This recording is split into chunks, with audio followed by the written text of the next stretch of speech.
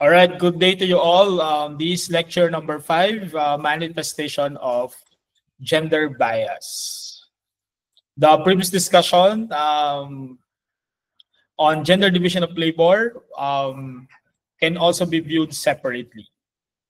All right, so please don't forget to sign in for the attendance later on. All right, so for now, let's focus on the discussion on the manifestation of gender. Okay, sige. Let's get started with the next slide. I'm sorry, the internet is quite very challenging today. Okay, for this particular session, we're going to be talking about gender bias. So ano nga ba itong usapin ng bias kapag gender na ang pinag-uusapan natin? Okay? So when we say gender biases, these are rooted from people's experiences and realities. It is a result of how individuals embrace the perceptions and expectations of different institutions about women and men. Also, gender biases are influenced by intersectional interplay of gender, class, age, and ethnicity, among others. With these factors present, people view gender differently, which most often results in inequality and discrimination. So simple lang, meron tayong mga expected, hindi naman expected na expected talaga, but our society, naglahad tayo ng mga expectations natin for men, women, and other gender expressions. Pag lalaki ka, dapat ganito ka. Pag babae ka, dapat ganito ka. And we can remember sa ating discussion ng gender socialization na bata pa lang tayo, meron ng mga roles na itinuturo sa atin ng lipunan, ang mga magulang natin, ang eskwelahan, ang simbahan, ang gobyerno, ang mass media, napapanood, nakikita, naririnig natin na pag babae ka, dapat ganito ka, pag lalaki ka, dapat ganito ka. Ito yung mga roles na dapat mong gawin, ito lang yung dapat mong gawin. Ganito ka dapat kumilos, ganito ka dapat umasta, ganito ka dapat magsalita, ito dapat yung trabaho mo, ito dapat yung course mo, ito dapat yung program mo, huwag mong gagawin to, huwag mong gagawin niya kasi babae ka. So nagkaroon tayo ng ganong klaseng mga gender socializations na nagresulta sa tinatawag nating gender biases and also resulting to inequality and discrimination. Okay?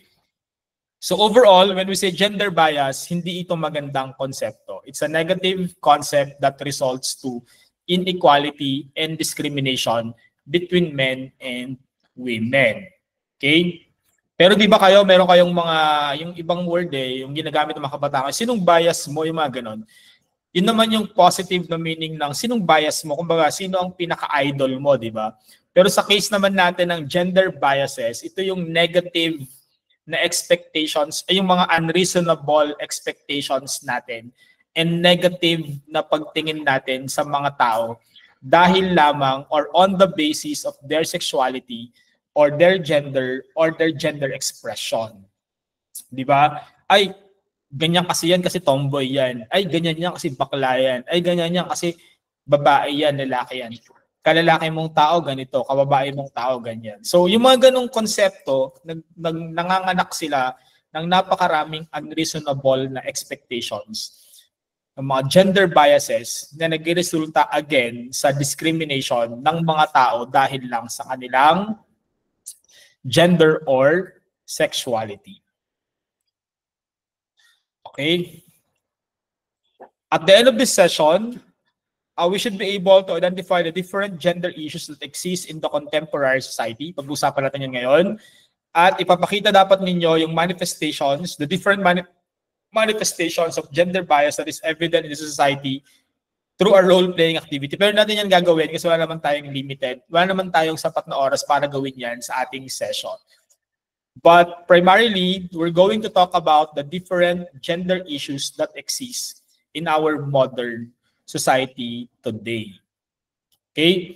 Sige, bago tayo mag-start, maglaro muna tayo ng true or false activity. So everyone should participate, ha? Okay, recorded to. Ito yung patunay na umattend kayo today. Gaya na sinabi ko, pag hindi kayo umattend today, incomplete na kayo buong SEM. Okay? Kaya ni-require natin yung pag-attend sa ating activity ngayon, sa ating online class ngayong araw. Sige, number 1. Number 1 muna tayo. Babasahin ko muna. Number 1. Sabihin nyo lang true or false, pwede ring T or F sa ating chat box. Number 1, men are more knowledgeable than women. True or false sa inyong palagay, ang mga babae, ang mga lalaki daw ay mas matatalino kaysa sa mga babae. Okay? Alright, so we can see the flood of false answers. Tingnan natin kung totoo yung mga sagot na yan mamaya. Okay? Right, false. Isang F lang, Madeline. Okay? Number 2.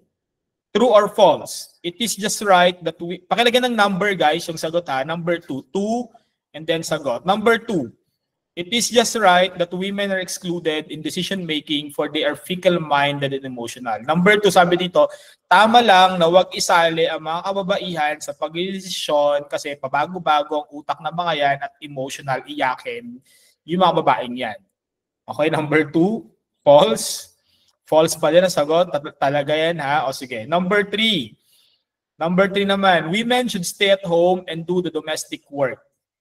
Men are breadwinners and should provide for the family's needs. Again, ang mga babae daw dapat sa bahay lang at gumawa ng gawaing bahay.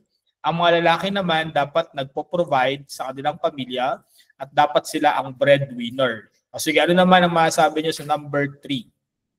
Pakilagyan ng number. Okay, sige, number 3. What can you say? Babae, bahay lang. Lalaki, trabaho, dala pera sa loob bahay. What do you think, guys, for number 3? Okay. Alright, sige, keep them coming. Isang sagot, isang ano lang, bawal mag-flood ng ano ha, ng message. Alright, o sige. Okay, so far walang naliligaw na ibang sagot. O iba gaya-gaya lang ha, dapat nag-iisip talaga tayo. O sige, number 4 naman tayo. Women, men, and LGBTQ could equally contribute to development. Again, ang mga kababaihan, kalalakihan, at LGBTQ ay maaaring mag-ambag sa pag-unlad ng ating bansa. Number 4, women, men, and LGBTQ could equally contribute to development. Naniniwala ba kayo true or false? Number 4. Sige nga daw. Tingnan natin yung sagot. Abangan natin yung sagot sa number 4. Wala pang lumilitaw na sagot for number 4. Women, men, and LGBTQ could equally contribute to development. So, o anong AF? F lang. So, number 4 daw, ang sagot ni Justin ay true. Siya pa lang nakita ko sa mga sagot sa number 4. How about the others? What do you think? Women and men and LGBTQ could equally contribute to development. Okay. Sige, lagyan lang sa number 5. Number 5, violence is inevitable. Ibig sabihin ng inevitable ay darating yan. Talagang sure na mangyayari yan. Inevitable. Sure na mangyayari. Violence is inevitable. The reason, it should be accepted. Okay? Ang violence daw, nandyan lang naman yan. At nangyayari talaga yan. Kaya dapat, okay lang sa atin. Tanggapin na lang natin yung violence na yan. Yun daw ang number 5. Since ang violence naman ay nangyayari talaga, so tanggapin na natin na nangyayari talaga yan. So can we just say na normal lang ang violence? Number 5, true or false? Okay? So there are 5 items and isip nating maigi kung ito ay true or false by typing in your answers sa ating chat box. Pero dapat talaga nag-survey na lang ako dito pero kasi net lang din naman yung problema natin. Okay? May poll pala dito. Okay? Pero ang hirap pala niyang gawin. So okay na yung chat na lang. Okay. O sige ha, keep your answers coming lang para ma-record ng ating transcription yung inyong mga pangalan na kayo ay nag-participate for today's activity. Alright, so hindi muna natin i-reveal ang sagot. Mamaya na natin malalaman ang mga sagot sa ating 5-item true or false activity. Alright, so pero everyone is saying that number 5 is false. O sige, mamaya let's find out all the answers to all our statements. Again, when we say gender bias, it is a preference or prejudice.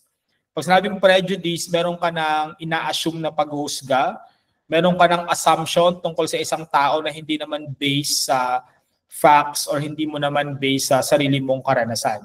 Basta lang ayaw mo lang, hindi mo lang siya gusto. Parang ganun yung tinatawag natin na prejudice. So again, gender bias is a preference or prejudice toward one gender over the other. So pag gender bias naman, meron tayong mas pinapaboran na gender. Bias can be conscious or unconscious. Maaring hindi mo alam na bias ka na. Maaring intentional ka din sa pagiging bias mo. It could manifest in many ways, both subtle and obvious. Marami sa atin hindi natin alam na bias na tayo kaagad. Kasi yun yung kinalakihan natin na pagkakaalam natin sa isang bagay. So dahil yun ang alam mo, akala mo yun yung totoo. Pero minsan tayo mismo ay meron tayong mga bias pero hindi lang natin alam na napapractice na pala natin yung bias na yun. Tulad na lamang yung konsepto ng pag babae ka, dapat ganito ka. Actually, bias na kaagad yun kasi may mga roles o merong mga gawain na pwede naman talaga gawin ng kahit sinong tao regardless ng kanyang sex o ng kanyang gender. Pero kung ay dapat lalaki gagawa niyan kasi magaling sa math yung mga lalaki. Ay dapat lalaki gagawa niyan kasi panglalaki yung trabaho na yan. Pag ganun yung kaisipan natin, meron tayo kaagad tinatawag na preferential or prejudicial judgment sa isang tao na pin-favor natin yung isang gender over the other. Okay? So gender bias, it's wrong. We should not do it. Di natin dapat yan ginagawa. Dapat tignan natin yung mga tao nang walang judgment. Okay? Kung ano yung kaya nilang gawin, kung sino sila, ano yung may offer nila. So kailangan mo natin silang bigyan ng chance to prove themselves or ma-experience natin via naging katrabaho, mabigyan mo muna ng chance na makilala mo muna isang tao bago ka mag-create ng iyong impression sa kanya. Hindi porke tomboy, automatic ganito, ganyan. Hindi porke bakla, ganito, ganyan. Hindi porke LGBTQ, automatic ganito, ganyan. Pero pa tayo, di ba, madaldal talaga. Ganun talaga yung mga babae, madaldal. Again talaga yung mga lalaki, dapat strong. So dun pa lang, meron tayong bias na tinatawag. Kasi iba sa atin, sabihin nila, sir, ganun naman talaga dapat, diba? Pag lalaki ka, dapat strong ka. Hindi ka dapat iyakin. Kasi nga lalaki ka eh. Yung babae, okay lang. So kung ganun yung thinking natin, tapos hindi mo iniisip na mali yun, you are actually having an unconscious bias sa buhay mo o sa mga value systems mo or yung pamamaraan kung paano mo titignan yung mga tao in terms of their gender or sexuality. Okay? Meron din tayong konsepto na tinatawag na marginalization. Ang Tagalog nito ay naisasantabi. Napapawalang attention. They are not given enough and right attention. They are marginalized. Naisasantabi sila. So sino-sino ba yung mga madalas na naisasantabi sa ating lipunan? Siyempre, ang mga kababaihan naisasantabi, ang mga mahihirap, ang mga IT, indigenous peoples, yung mga maliliit na tao na sinasabi natin sa lipunan natin, sila ay nai-etchepuera. So when we say marginalizations, nagkakaroon ng pang-etchepuera sa ilang grupo ng ating lipunan dahil lamang sa maling pagtingin sa kanila ng lipunan. For example, kasi babae, kasi ita, kasi dumagat, kasi IP. So nagkakaroon ng discrimination. So yung discrimination na yun, nag-create yun ng problema in terms of development access ng mga tao na to sa gobyerno kasi nga nakakaranas sila na parang hindi sila welcome sa mainstream society. Okay, as a result, they are not able to access yung mga serbisyo ng pamahalaan na pwede sana nilang ma-avail kaso lang feeling nila hindi sila pinapansin ng gobyerno, hindi sila pinapansin ng kapwa nila Pilipino, hindi sila pinapansin ng mga tao kasi parang dyan lang kayo, hindi kayo kasali dito. Meron silang ganong feeling kasi na minamarginalize sila ng kanilang mga leaders o ng kanilang mga kapwa Pilipino. So marginalization is when women's participation in development is limited to traditional programs and projects, especially those particularly related to maternal and child care, daycare centers, and nutrition. Marginalization is a process which forces women out into the periphery of economic and social life, on the periphery of decision-making process, and as well as diminishing the value of the activities in which they engage and through which they contribute to the national development process. It results in failure to recognize women's concerns in other areas, particularly within the economic sectors. Hence, women are unable to develop their potential to the fullest. So maniwala kayo sa hindi, marami pa rin tayong kababayan, kababaihan, kabataan, mahihirap, mga indigenous people, ang hindi nabibigyang pansin ng pagkakataon kasi, for example, ang palagi na lang binibigay sa kanilang serbisyo puro na lang livelihood training, puro na lang paggawa ng dishwashing soap, puro na lang paano mag-alaga ng anak, puro na lang arts and crafts program. So nalilimitahan yung mga development activities na kung tutuusin, ano ba yung iba pa nilang kailangan para mas umunlad sila sa buhay. Kapag hindi na po-provide sa isang grupo yung lahat ng opportunities na kailangan nila para umunlad sa buhay, sila ay nakaka-experience ng tinatawag natin na marginalization. Okay? I think narinig nyo na yung term na laylayan. Diba? Yung panahon, nung kampanya ni Leni Robredo, aabutin ang lahat ng Pilipino, lalong-lalo na yung mga nasa laylayan. Pag sinabing laylayan, sila na yung mga nasa dulo, mga tao na hindi na masyado nakakaranas ng opportunities and development from the government, hindi na bibigyan ng pansin. So sabi nung kampanya na yon, bibigyan natin ng pansin ang mga nasa laylayan. Okay, kung gano'n, ibig sabihin, tinatarget natin yung mga tao na nasa marginalized areas or mga marginalized sectors. Kaya nga may mga party list system ang Pilipinas di ba? Bukod sa mga normal na mga congressman, may mga humahabol din ng mga party list system. Magkaiba po yung party tsaka party list, no? Yung party list, ito po yung sistema ng gobyerno ng Pilipinas para bigyan ng representasyon ang mga marginalized sectors. Halimbawa, mga samahan ng mga tsuper, mga driver ng jeepney. Dahil wala silang masyadong boses sa Kongreso, maaari silang magtayo ng party list para magkaroon sila ng sarili nilang congressman sa Kongreso na maglalatag ng kanilang mga concerns, maglalatag ng kanilang mga adhikain. Di ba mga kabataan, meron din silang party list? Aware ba kayo? Kabataan party list.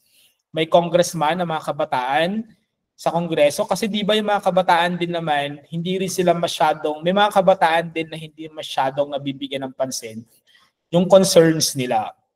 So, sa pamamagitan ng party list system ng Pilipinas, nagkaroon ng isang partido na may isang congressman representing the sector of the youth in the Philippines. It's a very special system kasi tayo lang sa mundo ang may ganyang klaseng sistema ng representation sa ating Congress. Ginagawa natin yun sa Pilipinas para masolusyonan natin yung problema ng marginalization o pagsasawalang bahala sa ibang sektor ng lipunan na mapakinggan at makaranas din naman ng development programs from the government. Okay? So ito yung mga ibang mga facts natin resulting from being marginalized. Kapag ikaw ay nakaranas ng marginalization, syempre yung pagtingin sa'yo bilang isang tao, hindi ka kasali, hindi ka belong. Meron ba tayo ritong kaklase na AITA or IP ngayon? Maaari mo magtaas ng kamay, membro ng isang indigenous peoples group. Sila yung madalas makaranas ng ganitong klase ng pakiramdam na feeling nila hindi sila belong. Parang feeling nila yung kapwa nila Pilipino ay kinakahiya sila na Pilipino din sila. So individuals or groups who are marginalized have the perception that they do not belong or fit in. And they are not significant to others and are not needed. Hindi naman mga IPIB, ginagawa lang din ninyo yan sa loob ng inyong classroom.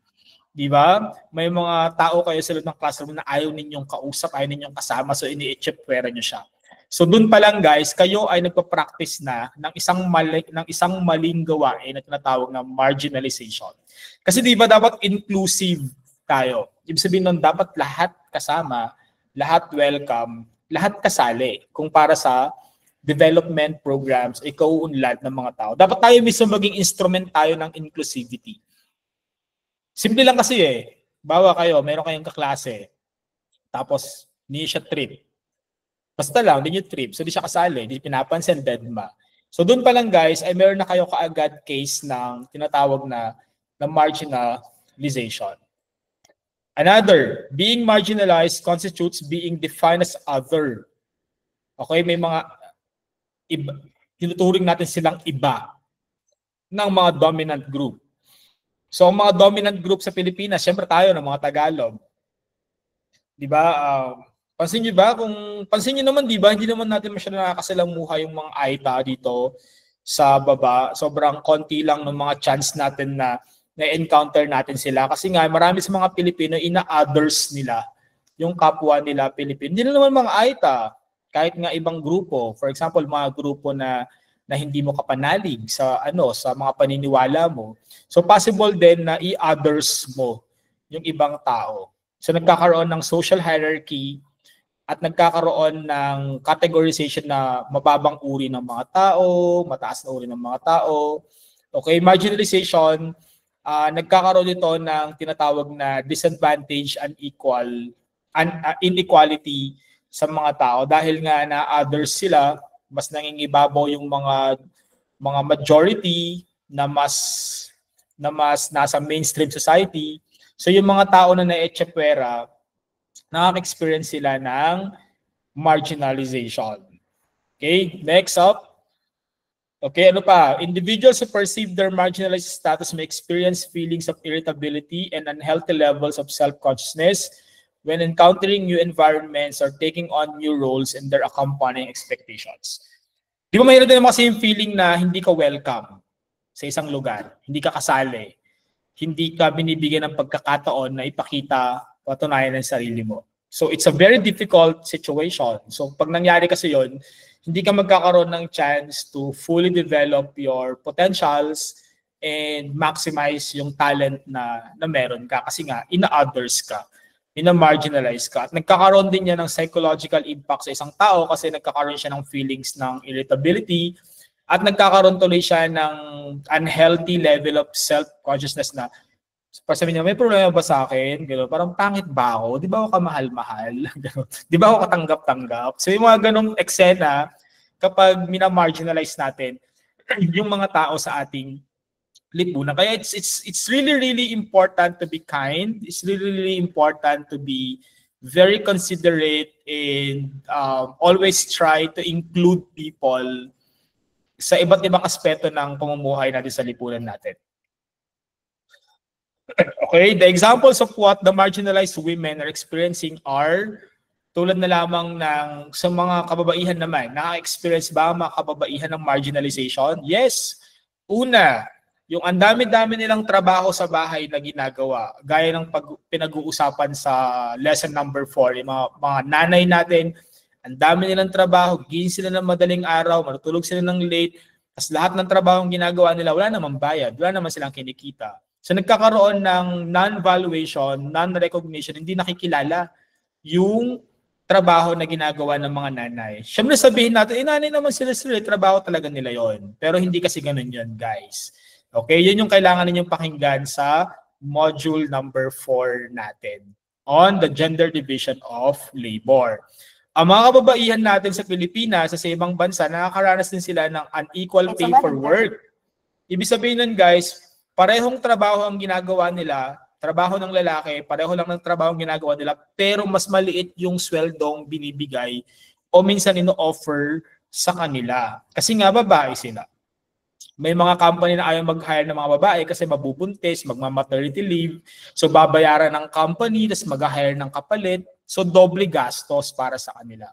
But then again, hindi na dapat ganoon yung pagtingin natin sa pag-hire o sa hiring ng mga kababaihan, ng mga kalalakihan. Pero dahil wala pang masyadong pangil ang mga batas sa Pilipinas, may mga kumpanya na nagpa-practice ng ganyan na pag babae ka, ayaw nila sa'yo kasi magli-leave ka nga pag nabuntis ka if ever. Medyo marami na ipa tayong kailangan gawin na batas sa Pilipinas para ma-protect natin yung discrimination against women. Kasi kung gano'n yung mangyayari, may gusto kang babae ka, meron kang dream job, hindi mo makuha kasi babae ka, ayaw nila ng babae sa ganong klase ng trabaho. So your opportunities will be limited. Okay, tapos sa hiring, ikaw yung last priority, ikaw din yung unang sisisantehin pag magkakatanggalan, babae yung unang tinatanggal, tapos mga babae din yung karaniwan na biktima ng sexual harassment sa trabaho. Tapos yung mga babae din, kokonti lang din yung access nila at saka yung control nila sa mga resources. Kumbaga, nalilimitahan yung kanilang mga pwedeng makuha, yung kanilang mga pwedeng pakinabang mas konti as compared sa mga kalalakihan. That's why we say that women are marginalized sector of our society. Kaya lahat ng pinag-uusapan natin talagang puro sa babae kasi lahat na nga ng opportunities are already given to men. Diba?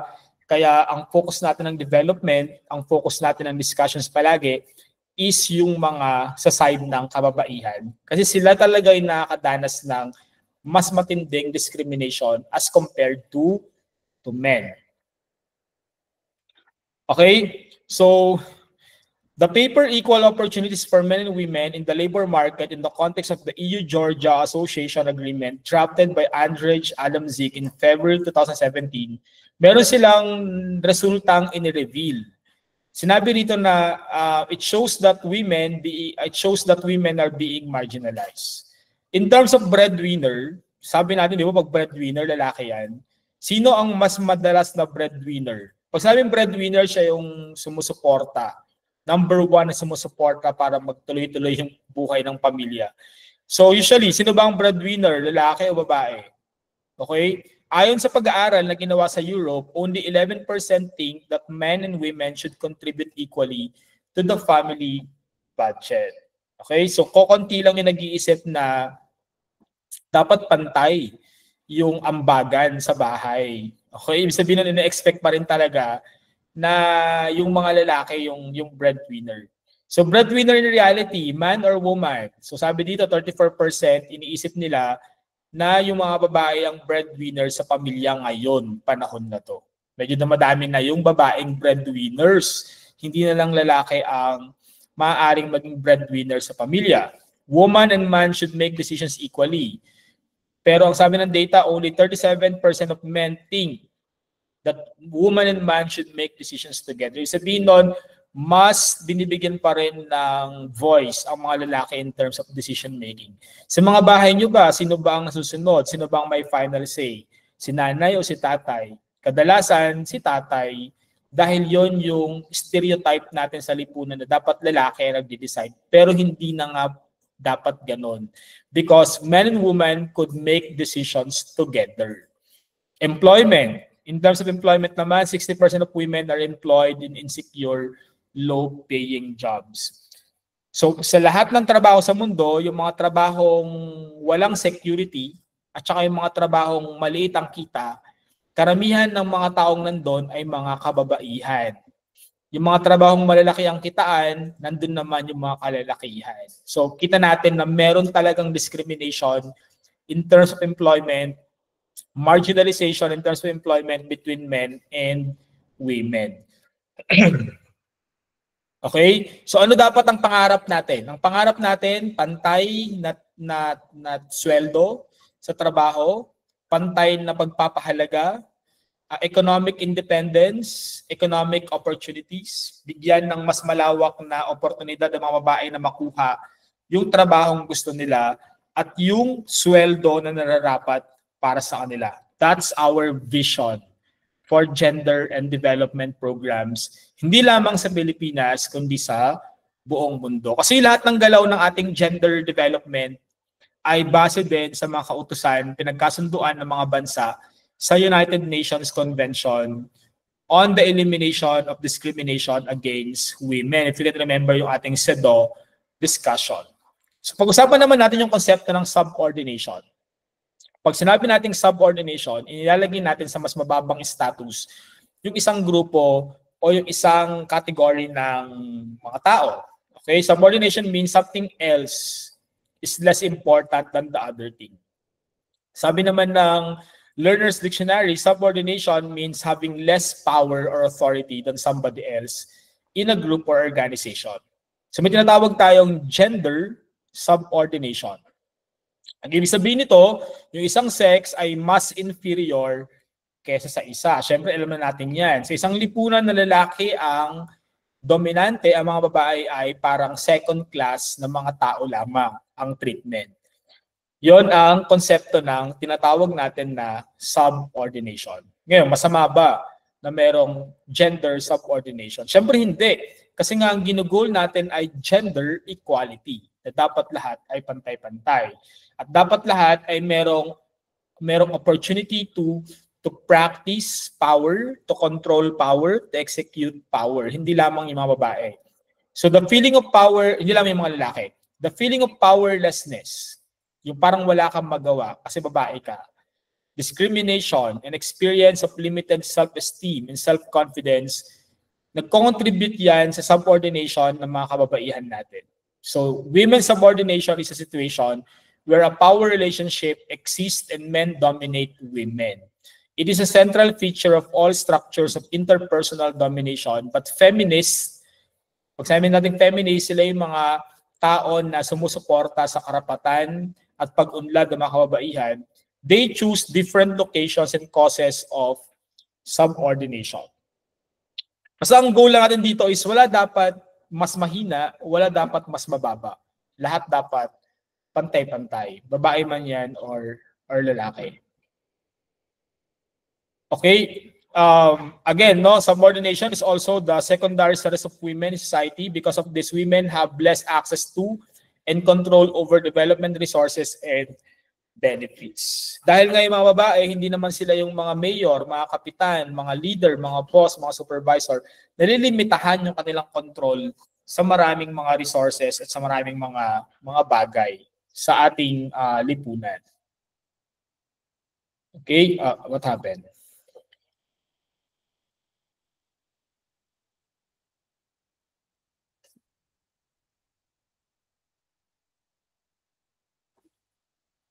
Okay, sige, tuloy po natin.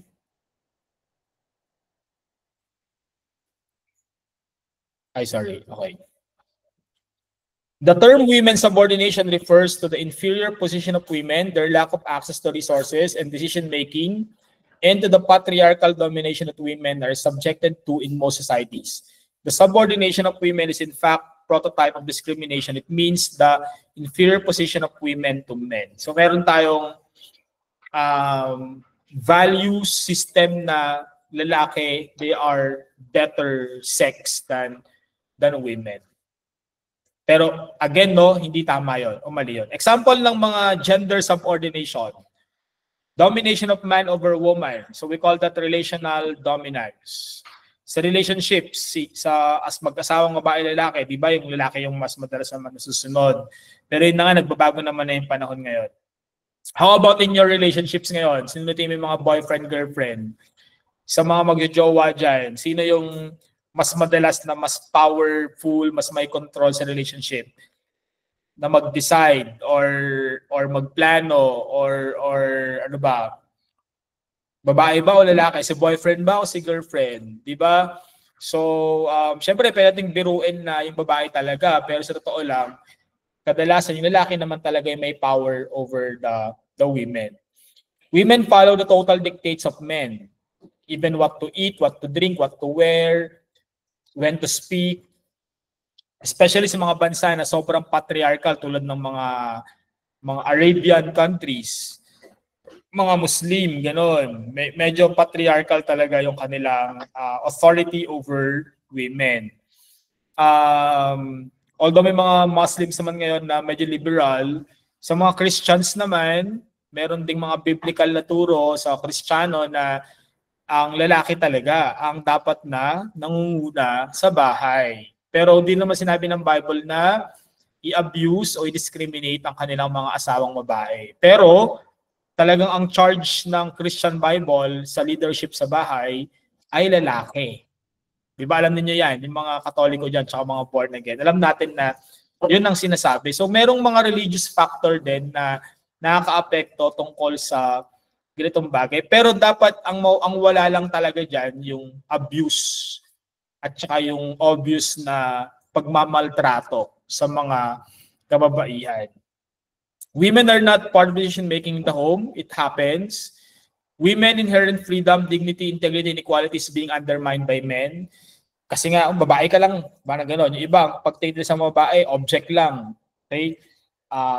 Girlfriend lang, trophy girlfriend, or partner lang, ganyan. So, parang palipas oras lang nila, something like that. So, it happens sometimes na yung babae ay nasa subordinate sa ganong level ng status among men.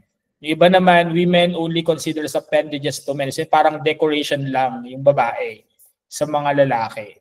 May mga ganyan pa rin na konsepto sa iba't ibang sektor ng ating lipunan. So tayo mismo, hindi na tayo dapat sumusuport sa ganyang klase ng kaisipan when it comes to women.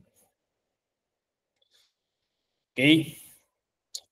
Ang vision natin, dapat quality participation in decision-making and recognition of capabilities.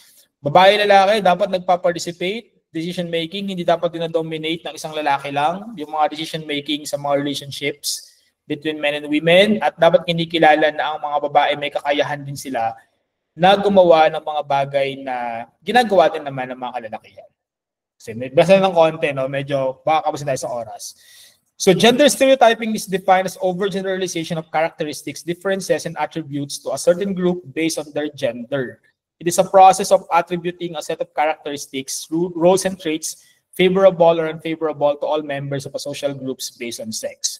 So medyo alam natin itong stereotyping, no? Ito yung sinasabi natin na pag babae ka, dapat ganito ka, pag lalaki ka, ganyan ka. You see, di ba? Pag babae, dapat manika, pag lalaki, bola, trak-trakan. So may mga siniset tayong mga expectations, pero hindi naman talaga dapat natin i-conform yung mga norms na yon kasi itinakda lang naman yun ng lipunan.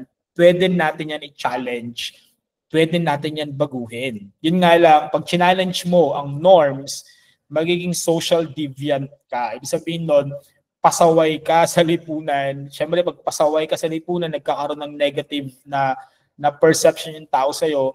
So talagang, pag rebelde ka sa normal na situation, asahan mo talaga na makakadanas ka talaga ng hindi magandang treatment from other people. Pero kailangan ng ganyang mga battles para maisulong, mailaban na hindi naman dapat tanggapin as is kung ano na yung dictate ng lipunan, di ba? We can change yung mga norms na yan. Some specific examples are women who are assertive. Di ba pag yung babae assertive, pag babae matapang, pag yung babae nag-i-stand sa kanyang panindigan, tawag sa kanya bitch. Di ba? Pero pag lalaki naman yung matapang, ang positive naman, na oh, grabe ang tapang niya, very good. Pero pag babae yung matapang, nagiging bitch. Pag lalaki naman ay nag-act na parang malambot, bigla namang nagiging, ay, babakla-bakla, sisi, wimps, gano'n. Tapos napagbibintangan ka agad na gay, which is an offensive stereotype in the LGBT community.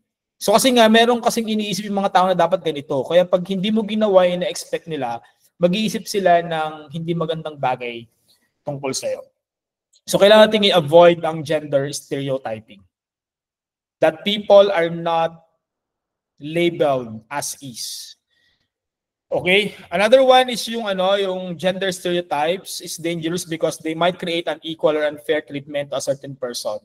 So nagkakaroon ng gender inequality kapag nagkakaroon ng gender stereotyping or nagkakaroon ng sexism na tinatawag. Yung sexism na yan ay hindi nagki-create ng magandang pagtingin sa mga kababaihan tsaka kalalakihan.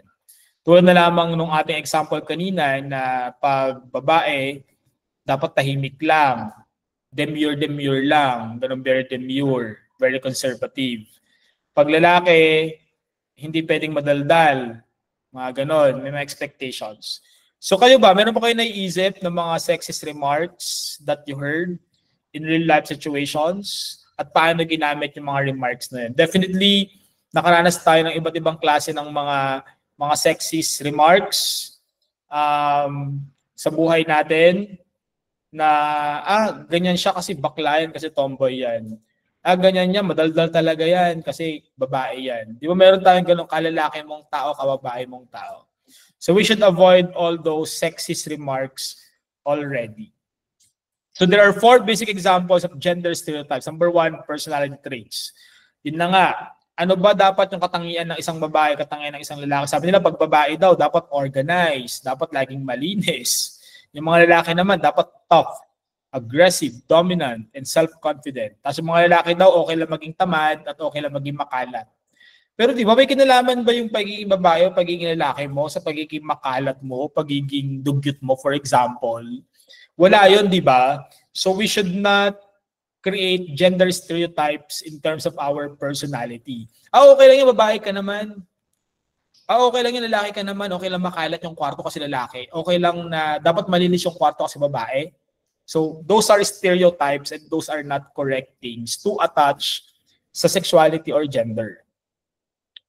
Another one is domestic behaviors, di ba? Pag babae, dapat laba-laba, luto, hugas pinggan. Pag lalaki, dapat gawa ng mekaniko, motor, kotse, gano'n, taga-tabas ng garden. So nagkakaroon ng domestic behaviors na nai-stereotype din yung mga babae at lalaki. Meron ba mga lalaki nagugus ang pinggan dito tsaka naglalaba? Meron ba? Meron bang mga babae dito na marunong magmekaniko? Guys, meron bang mga girls dito na magagaling mag-drive? Diba? So hindi natin dapat tignan yung gender o yung sex ng isang tao para i-perform yung isang trabaho kasi lahat pwedeng gawin ng kahit sinong tao. Another one, may tinatawag tayong occupations, isa na naman yan, no? Pag babae, dapat maging teacher. Pag lalaki, dapat maging engineer. Ganito, ganyan, ganyan. Hindi po pwede, no? So, ang goal natin ngayon, magkaroon ng trabaho kasi kailangan kumita ng pera regardless kung ikaw ba ay babae o lalaki. May kilala ba kayong mga babae na construction worker? Di ba okay na okay yun? Ibig sabihin nung kaya rin gawin ng mga babae mag-construction worker. May mga kilala ba kayong lalaki talaga na straight, na nasa parlor, naggugupit, nag-a-assist sa mga babae para sa mga tawag doon, sa mga salon-salon, di ba? Ang ibig sabihin ngayon, hindi na dapat tignan yung isang trabaho na pang babae lang yan o panlalaki lang yan, na pag ginawa mo yun, bakit bakla ka ba para maging ganyan? Bakit lalaki ka ba para gawin yung trabaho na yan? So wala na dapat tayong occupational gender stereotype. Wala na dapat isip na, mas okay maging kapitan yung lalaki, mas okay maging presidente yung babae, mas okay maging leader yung lalaki. Dapat wala na tayong ganyang kaisipan. We should look at people na as people lang, na kung ano yung kaya nilang gawin. We should not, na pagtrabahong ganito, panlalaki lang, dirty jobs, lalaki, pag mekaniko, construction worker, tubero, doktor, lalaki lang yan. Kasi yung mga lalaki magaling sa math, men are better doctors.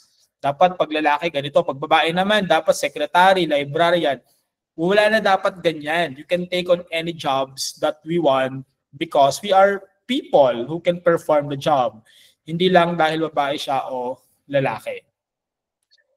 Physical appearance din, guys, di ba? Yung pinag-usapan natin dati, pag babae, kailangan lagi maayos tignan. Naka-makeup, naka-postura. Pag lalaki, okay lang na hindi okay na hindi kailangan pumorma. Pero ngayon hindi na, 'di ba? Yung generations natin ngayon, talagang pormado, 'di ba? Ang mga kabataan ngayon. So di mo na malalaman ang estado sa lipunan, kung mayaman, mahirap, lahat meron ng karapatan na pumorma o anyone can take the look they want for themselves kasi karapatan na natin lahat to have the physical appearance na gusto natin. Di ba? Kasi lang may expectation pa din eh. Pag babae, dapat slender, short, dapat sexy, gano'n. Pag lalaki, dapat macho, etc. Pag lalaki nagiinom sa kanto, okay lang. Pero pag babae nagiinom sa kanto, sabihin ka babae mong tao, nagiinom ka sa kanto. Bawal ba? Di ba? Pwede naman mga ganun, no? Hindi natin kailangan magkaroon ng ganyang mga kaisipan. Huwag na tayong makibahagi pa sa mga maling paniniwala on how men and women should do their physical appearance. Di ba? Babae mong tao, nandiyan ka sa kanto, nakikipag-inuman. So, lalaki lang ang pwedeng mag-inuman sa kanto, yung mga ganon. Pero mali naman talaga mag-inuman sa kanto. Kung mag-iinuman kayo, dapat sa loob ng bahay para masyadong nakakahiya, di ba? Pero alam niyo naman, Pilipinas, minsan may mga practices tayo na cultural na lang. Pero wag na natin yun i-attach pa sa sexuality o gender ng isang tao. Okay? Next. So, ang vision natin dapat, guys, ay liberation from stereotype images. Palayain na natin yung ating mga isipan sa mga maling pananaw tungkol sa pagiging isang babae, pagiging isang lalaki, yung behavior ng isang pagiging babae o ng isang pagiging lalaki. Pag naging nanay, tatay kayo someday, wag ninyo silang bigyan ng pag-uusga na pag lalaki, bawal maglaro ng Barbie. Okay, pag babae, bawal maglaro ng taktrakan. Kailangan turuan na natin sila na walang gender yung mga bagay na gusto nating gawin sa buhay natin. Alright? That we can just have anything that makes us happy. Kaya turuan sila ng lengguwahe na gumagalang, rumirespeto sa lahat ng uri ng tao. Kahit kayo rin naman, ayaw nyo naman din ninyo, di ba, na kinakahon kayo sa expectations. So, ang multiple burden naman, ito yung tumutukoy sa yan, tulad ng picture na yan. Ang dami-daming ginagawa ng sabay-sabay. We call that multiple burden. Ito ay na-discuss ng mas marami sa lecture number 4. Pakipanood yung video. Ang mga kababaihan, meron silang, ang mga tao, meron tayong iba't ibang role, reproductive, productive, and community work. Pero yung mga lalaki, usually nasa productive role lang sila. So, trabaho lang sila ng trabaho. Yung mga kalalakihan, kadalasan, ay yung mga kalalakihan, productive lang. Yung mga kababaihan, ang dami nilang ibang mga roles pa na dapat gawin sa buhay. In comparison sa men, mas maraming ginagawa ang mga kababaihan. Okay, may triple role yung mga kababaihan natin. Yung triple role nga kanina, reproductive, productive, and community work. So, ang dami nilang ginagawa pero hindi pa rin sila nabibigyan ng sapat na pagpapahalaga ng lipunan. So, maybe mamaya, sa dami ng ginagawa ng nanay nyo, kailan nyo siya huling napasalamatan? Kailan kayo huling nag-thank you sa kanya, guys? Di ba kahit hindi kumikita ng pera yung nanay nyo, yung trabahong ginagawa niya, higit pa sa hirap ng trabaho na ginagawa ng iba na may bayad. So talagang si mama, si nanay, labor of love, kahit pa siya ay meron ng multiple burden. Okay? Sa ating karamihan sa mga lipunan natin, low-income women undertake all three roles, while men primarily undertake productive and community politics activities, laging labas, pero pag yung mga nanay, loob at labas ng bahay, yung trabaho na ginagawa. Tapos kokonti lang yung kinikita nila na income para sa kanilang mga sarili. Diba? Kung ano na sa bahay, kung ano lang ibigay din sa kanila, diba? Yun na lang yung meron sila. Pero marami na rin naman tayong mga career woman ngayon.